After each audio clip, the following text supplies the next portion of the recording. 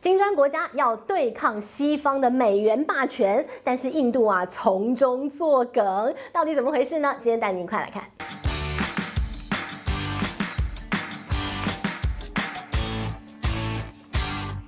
嗨，大家好，我是志玉，今天要跟大家来聊聊10月22到24号有一场非常盛大的要打败恶魔党的聚会啊，不是啦，其实是金砖国家的一个峰会了哦。那这次的峰会呢，要登场在哪里呢？在俄罗斯的克山这个地方。普丁呢，当然是邀集大家一起来参与这一次的一个会议有多重要呢？它有一个非常有时代性的意义，那就是这是在金砖国家扩充了它的成员国之后的第一次会晤。以前呢，我们都说金砖5国，但是呢，扩充了之后，现在是金砖10国。好，那我们就来跟大家复习一下，到底金砖10国有哪10个国家呢？一开始的一个这个金砖4国，大家还记得吗？那个时候金砖4国呢，包括中国、俄罗斯、印度，然后巴西，后来加入了南非，所以金砖5国。这次又加入新的5个国家，这5个国家呢，也是求爷爷告奶奶，拜托我想加入哦，最后被纳进来了。这5个国家是哪5个呢？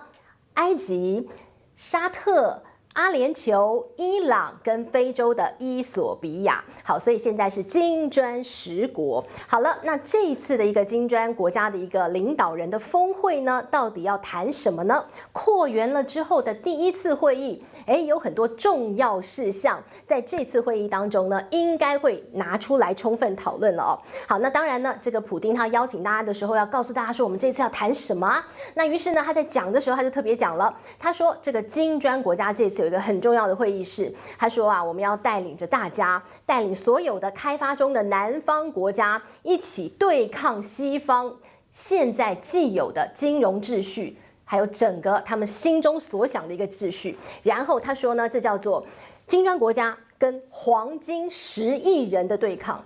你就说这是一个什么样的词语？什么叫黄金10亿人？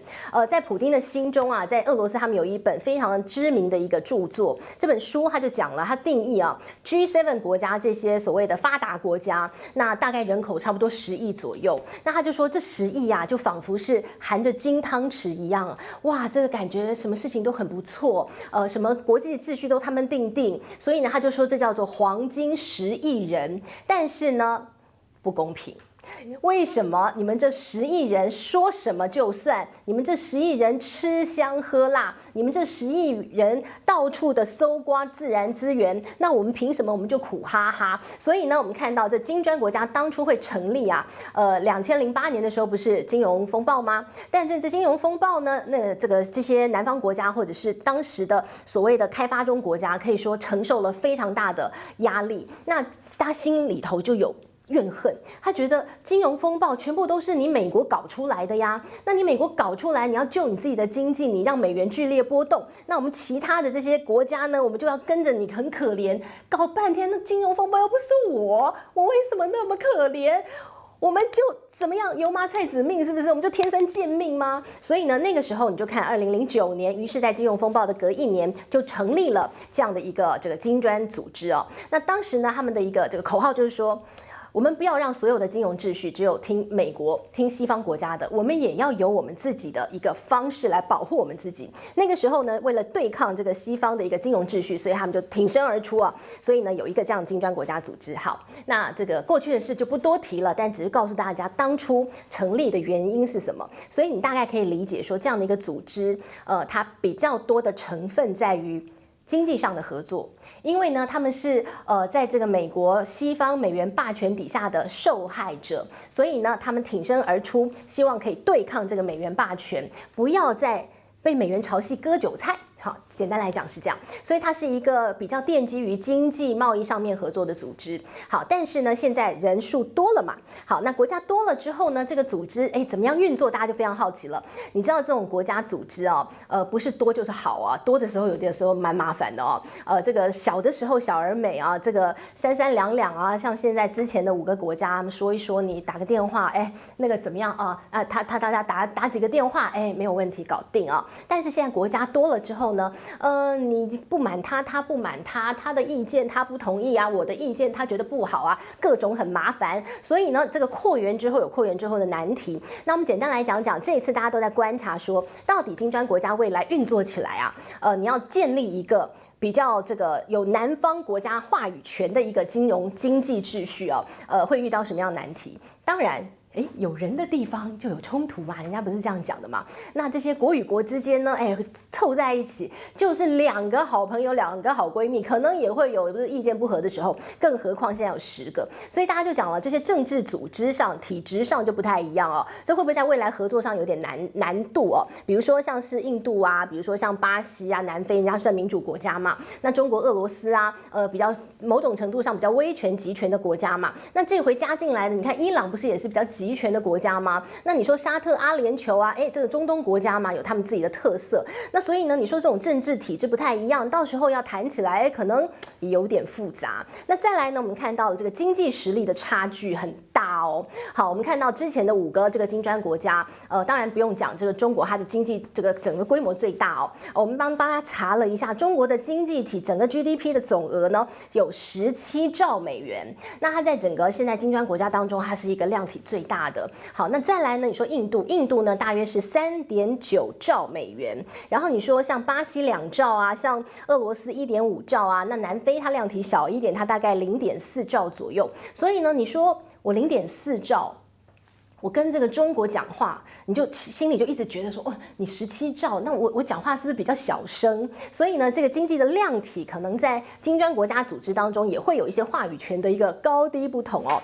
那再来呢，就是文化可能不太一样哦。简单来讲，就是大家在做事情的时候有不太一样的亮点，或者是不太一样的优势在哪？比如说像中国，它的经济量体大，所以它可以一切都拿经济讲话。我就是市场这么大，我就是经济实力强。那俄罗斯呢，它经济实力比较弱，但是它有核弹啊，它什么就是用威胁的啊，所以呢，你看好像它有军事实力，它可以讲话，所以呢，你看到大家的一个做事方法不太一样的时候，合作起来会不会有一点点什么样的冲突，或者是很难以这个密合的地方，我们不晓得。但无论如何，现在呢已经成为了一个大家在一起哦，所以呢，我们就是关起门来好好商量，出门去之后对抗美国。好，简单来讲，这是一个这样的组织。好，于是呢，我们就来看这一次，到底这一次的峰会要谈什么？现在俄罗斯很努力在推，那中国也在推一把，他们要推什么呢？跨境支付的改革。好，那当然呢，所有的事情都会有它的原因。那跨境支付的改革呢，其实金砖国家当初成立的时候，不就说要对抗美元霸权吗？觉得他们被美元霸权害得很惨呐。但是呢，时间2009年一直到最近啊，其实也都是说有点偏轻谈，没有什么真正的进度。但是呢，现在真的有进度，为什么？因为呢，美国霸权、美元霸权真的扒了他2巴掌，扒谁？扒俄罗斯。我们看到俄乌战争打仗之后啊，不是俄罗斯就被这个制裁嘛，被从 SWIFT 给踹出去了嘛。那踹出去了之后呢，俄罗斯就说好，这就是一个时机点。有的时候啊，你的恩人或你的贵人，很可能就是你的仇人，因为没有人踹你那一把，你可能就不会有那个动力，我要去做一点什么事情哦。那所以呢，我们来看看，你如果说100年后回头看，写在历史课本当中，或许人家会讲说，让这个中国，让俄罗斯啊异军突起，突然间这个醒来，然后觉得说，哎呀，这个睡狮醒来，我要怎么样站起来？你的美国在后面推他一把，或许啦，不知道。好，那无论如何，被制裁了之后的俄罗斯，他就说，那我要来成立一个我自己的一个跨境支付，我就不要靠你美元嘛。那跟中国一拍即合啊，因为中国也很担心说，今日俄罗斯，明日中国嘛，哪天改我被制裁。所以呢，其实中国早就有一套自己的一个跨境支付系统，叫做 CIPC，CIPS。那俄罗斯现在成立的这个叫 SPFS。好，反正 anyway 都是他们各自的一个跨境支付系统。好，那现在金砖国家要做的就是去美元化。他说，我们金砖国家跟金砖国家自己之间的一个这个交易，我们就用本币结算吧。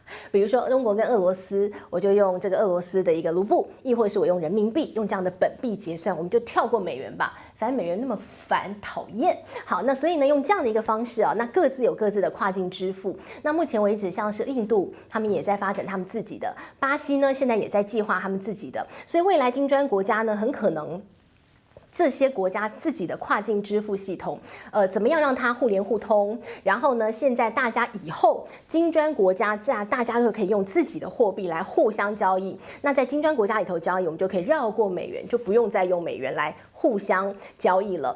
以前的方法是这样哦，以前呢，在这个没有金砖国家这所谓的本币互通的一个状况底下，比如说中国跟俄罗斯要交易哦，那这个买了石油嘛哈，好，那于是呢，中国就人民币换成美元，然后跟俄罗斯交易，那俄罗斯拿了美元呢，再从美元再换成卢布，用这样的方式交易，就是每个人的交易最终都会有一个美元在上头哦，它变成一个国际交易货币。那现在的方式就是要跳过它，我直接用人民币跟卢布交易，这样就好了，对吧？我直接印度呢，我要跟巴西交易，我也直接用他们的货币交易就好了，不要那么麻烦。那这就是目前我们看到金砖国家在推动的。那目前为止呢，提出这样的一个想法之后，哇，好多国家突然间眼睛为之一亮。以前呢是，我讨厌美元霸权，但是我没有办法啊，我们就是人为言轻啊，我就是心里头讨厌，我讨厌美元霸权，那我没办法呀。但是呢，现在有金砖国家跳出来说，我们要这个去美元化，我们有这样的一个跨境支付系统，很多国家就突然间觉得，我的机会来了，我好像也可以来利用这样的一个跨境支付系统，我也不要用美元。所以呢，现在有100多个国家愿意加入这样的一个系统了哦。所以未来它可以扩充到多少，我们可以持续来观察。但是呢，有人讲话了，印度讲话了，印度啊，他就说，跨境支付是不错，本币结算也可以。但是我跟中国没有好朋友，我跟中国没有那么好，所以呢，你不要强制我就 OK。如果说金砖国家强制大家都要用本币结算的话，那我可能不要加入。但是后来金砖国家就是一个非常开放的 open mind 的组织，包容性很大的。你自己挑啊，你要本币结算本币结算啊。如果你觉得我就是要被美国吃豆腐，我想要用美元，你就用啊，随你家的便，对不对？随便你啊。好，那所以呢，印度说，如果可以挑的话，那 OK。我跟金砖国家其他国家都本币结算，但我跟中国不要。好，这个印度就讲了这样子的话哈，说我也不想要依赖美国，但我也不想依赖中国。所以印度说，如果让我选，我可以选，我要跟这个俄罗斯本币结算，我要跟巴西本币结算，我跟南非，但我跟中国不好意思，我就是要用美元。随你便嘛，所以呢，现在让他挑，那印度也就 OK， 好吧，可以。但是所以呢，其实印度现在它在金砖国家里头的一个角色，现在有点尴尬，因为其实金砖国家刚开始的时候，那个时候印度好积极哦。不断到处跟中国讲讲，跟印度讲讲，然后跟这个巴西讲讲，说我们要怎样讲，我们南方国家团结，麻吉麻吉。结果突然间莫迪上台了之后，因为跟西方国家走很近，跟美国走很近，于是呢，他对金砖，他就好像淡化这个他在组织里头的一个存在感了。所以他现在呢，在金砖国家里头有点尴尬。你叫他退嘛，好像就觉得。好不容易进来，我不想退，而且我是创始国。但是你让他不退嘛，他要跟中国在一起，他又觉得心里头别扭，因为他又觉得我们这个也不是真心好，你又还跟我有边界的一个争端，所以呢，印度现在有点尴尬，但是他卡在这个地方哈，感觉好像有点像钉子户，你赶不走他，他就在这里给你。有点从中作梗的感觉。好，我们来看到这个印度也想要在这个组织当中有点制衡中国，你叫他退他不退。好，我们来看到他当初他还反对扩增成员国。那印度的理由是这样子哦，因为呢，中国当然是希望可以把一些所谓南方国家、发展中国家拉进来，那跟他友好国家，比如说巴基斯坦很想进来，中国也很想让巴基斯坦进来，但是呢，巴基斯坦又跟印度有仇，印度就不想让他进来。那于是印度呢，就为此他也不想走，他觉得我其实跟你们金砖国家也不是那么心连心、手牵手，但是呢，我如果走了，巴基斯坦进来，我就不爽。所以呢，这个印度就说我为什么要扩员啊？我就觉得巴基斯坦不该进来。他讲了一个难听的话啊，他怎么样难听呢？巴基斯坦说：“我们是金砖国家 ，OK， 我们可不是乞丐俱乐部。你找一个什么要破产的国家来，这样对吗？”